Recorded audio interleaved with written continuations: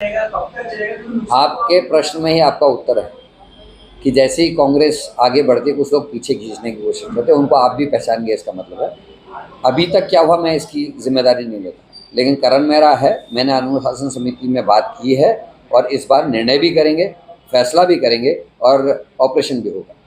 मुझे उनके बारे में कुछ कहना नहीं। 2022 के चुनाव में जो मीम बना था एक बड़े नेता का एक यूनिवर्सिटी को लेकर, वो भी 2 या 3 दोस्त हैं, इन्हीं में से एक ने बनाया था, जिसके सबूत हमारे पास हैं और उसको बीजेपी ने बाद में पिक किया। इस वीडियो को भी रिलीज़ करने वाला उन्हीं 3-4 दोस्तों में से एक है।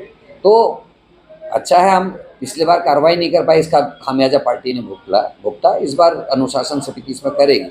लेकिन मेरा एक और बात को लेकर जिक्र है, जो गढ़वाल के शब्द का मिसयूज़ किया जा रहा है। मेरा गढ़वाल से मतलब था पौड़ी लोकसभा, क्योंकि पौड़ी लोकसभा को आम भाषा में गढ़वाल लोकसभा कहा जाता है।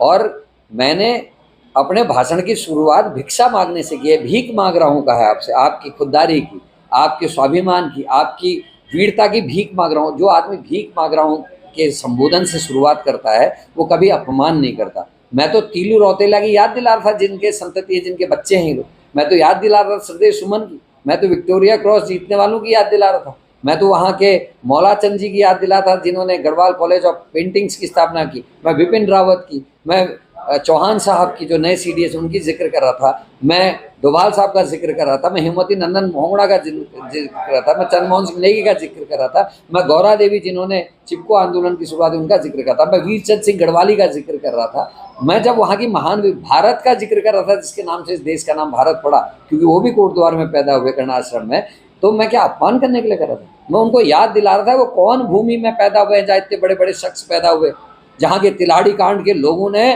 200 लोगों ने राजशाही के आगे झुकने से अच्छा मरना पसंद किया। जलियांवाला बाग कांड का जैसा ये कांड हमारे उत्तराखंड में, उसका जिक्र कर रहा था। मेरी नीयत में कहीं शक नहीं था, मेरी नीयत में कहीं खोट नहीं था। और मैंने जो कहा उन 22-24 मिनट के भाषण में से 5 सेकंड के भाषण दिखा के जिस तरीके का अपमान मेरा करने की कोशिश कर रही है, ईश्वर इनको माफ़ करने वाला नहीं है। ये बताए ना अंकिता के मामले में क्यों नहीं इतनी तत्परता दिखाई, ये बताए ना इन 4 बेटियों के हुए बलात्कार पे क्यों नहीं सामने आए, ये बताए ना अंकिता के अलावा केदारनाथ पे क्यों नहीं बोले। जब हमारी बेटियों के ऊपर लाठीचार्ज हो रहा था तब कहाँ ये महिला विंग चले गई थी कि जहाँ बीजेपी का आदमी बलात्कार या मर्डर करे, जहाँ बीजेपी का आदमी नकल कराए, वहाँ इनके मुंह में दही जम जाती है।